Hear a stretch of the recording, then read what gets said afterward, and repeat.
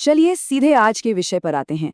आज की इस चर्चा में हम एक ऐसी पुरानी और अद्भुत कथा के पन्नों को पलटेंगे, जो इंसानी जज्बे और भावनाओं की हर हद को आजमाती है।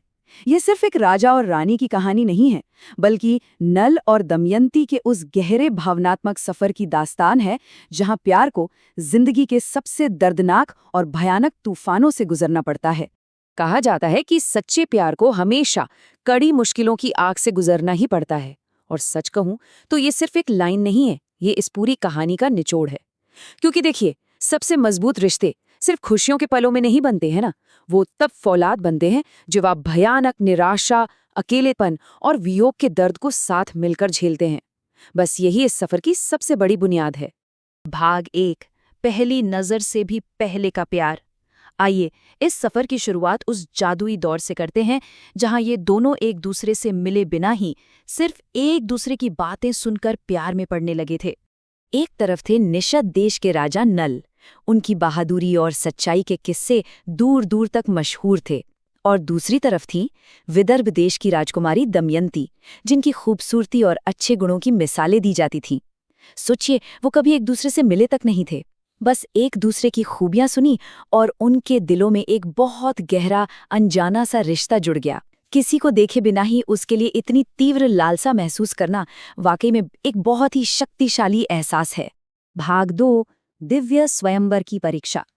अब कहानी आगे बढ़ती है दमयंती के स्वयंवर की तरफ, जो उनके पिता ने आयोजित किया था।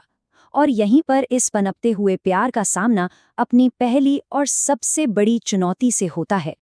अब जरा खुद को उस स्थिति में रखकर सोचिए, देवताओं के बीच आप अपने सच्चे प्यार को कैसे पहचानेंगे? दमयंती की खूबसूरती की चर्चा सुनकर खुद देवता भी नल का रूप धरकर स्वयंवर में पहुंच गए। जब दमयंती ने अपने सामने एक नहीं बल्कि 5-5 नल खड़े देखे, तो जाहिर है वो पूरी तरह से घबरा गईं। अंदर ही अंदर वो टूट रही थीं। ये उनके प्यार की पहली लेकिन बहुत ही खौफनाक परीक्षा थी। उस खौफ और असमंजस के बीच दमयंती ने क्या किया? उन्होंने अपनी सच्ची भक्ति और भावनाओं का सहारा लिया। उन्होंने देवताओं से पूरे दिल से रोते हुए प्रार्थना की। और पता है, उनकी ये सच्ची पुकार और जज्बात देवताओं को भी पिघला गए। देवताओं ने प्रसन्न होकर असली नल को प्रकट कर दिया।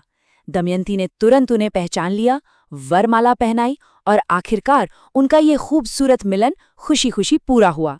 भाग 3, निराशा की खाई में पतन। अब जैसा कि अक्सर होता है, हर अच्छी कहानी में एक ग्रहण लगता है। उनका सुखी जीवन अचानक एक बेहद काले और भयानक दौर में चला जाता है। और इसके पीछे वजह थी कलयुग की बुरी नज़र। आप सोच भी नहीं सकते कि सब कुछ कितनी तेजी से बर्बाद हुआ। कलयुग ने सबसे पहले नल के भाई को भड़काया।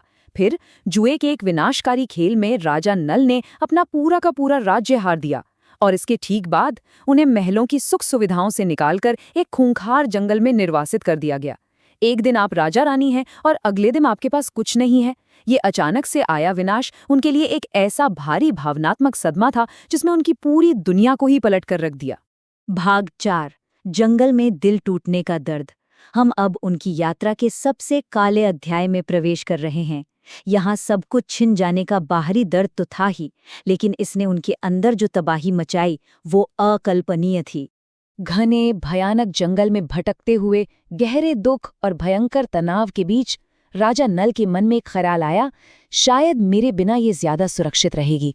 प्यार में अक्सर इंसान गलत फैसले ले बैठता है, और इसी गुमराह कर देने वाली चिंता में उन्होंने दमयंती को सोते हुए अकेला छोड़ने का फैसला कर लिया। हाँ, ये एक पति की फिक्र थी, लेकिन इसका जो भावनात्मक असर हुआ वो सच में दिल दहला देने वाला था। अब उस पल के बारे में सोचिए जब दमयंती जागी और खुद को उस खौफनाक जंगल में बिल्कुल अकेला पाया। उनका दिल पूरी तरह टूट चुका था, वो असीम पीड़ा में थीं। लेकिन यही वो पल है जो उन्हें महान बनाता है। उन्होंने हार मानने से साफ इनकार कर दिया। अपने उस अथाह दुख को उन्होंने अपनी ताकत बनाया, जंगलों की जानलेवा मुश्किलों को झेला और हार न मानते हुए आखिरकार अपने पिता के राज्य तक वापस पहुंच गईं। ये उनके अटूट संकल्प का एक बेमिसाल उदाहरण है। भाग 5, अंतिम पुनर्मिलन। चलिए अब इस विश्लेषण के आखिरी और सबसे रोमांचक हिस्से की ओर बढ़ते हैं, जो हमें दिखाता है कि सच्चा समर्पण क्या होता है और कैसे वो हर मुश्किल को हरा सकता है।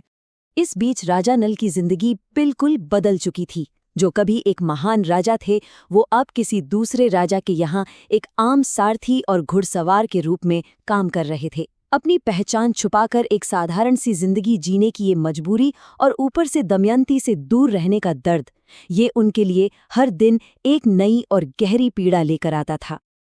पर दमयंती कहाँ हार मानने वाली थी। उन्होंने नल को ढूंढ निकालने की एक बहुत ही कमाल की योजना बनाई। उन्होंने जानबूझकर एक दूसरे स्वयंवर की झूठी घोषणा करवा दी। अब ये खबर सुनकर नल अपने नए राजा के सारथी के रूप में वहां पहुंच गए। और फिर वो जादुई पल आया। नल का रूप, उनकी पहचान, सब कुछ बदल चुका था। लेकिन दमयंती ने एक पल की भी देरी नहीं की। उन्होंने तुरंत अपने नल को पहचान लिया। ये उनके उस गहरे भावनात्मक जुड़ाव की जीत थी जहां कलयुग की सारी चालें धरी की धरी रह गईं। और इसी के साथ वो निराशा का भयानक चक्र टूट गया। नल और दमयंती आखिरकार फिर से एक हो गए। जल्द ही नल ने अपना खोया हुआ राज्य और अपना सम्मान भी वापस पा लिया। उनका ये सफर इस बात का सबसे बड़ा सबूत है कि अगर प्यार सच्चा हो और हौसला न टूटे, तो वो गहरी से गहरी खाइयों से निकालकर आपको फिर से आपकी खोई हुई खुशियों तक पहुंचा सकता है। तो इस पूरी महाकाव्य कथा और इसके इतने गहरे भावनात्मक सफर को समझने के बाद एक बहुत ही बड़ा सवाल मन में आता है। क्या ये सिर्फ किस्मत है जो दो बिछड़े हुए लोगों को मिलाती है, या फिर सबसे बुरे वक्त में इंसान के दिल की वो कभी न टूटने वाली हिम्मत जो हार मानना जानती ही नहीं? ये एक ऐसा सवाल है जो यकीनन काफी समय तक जहन में गूंजता रहेगा। इसी विचार के साथ हम आज की इस चर्चा को यहीं समाप्त करते हैं।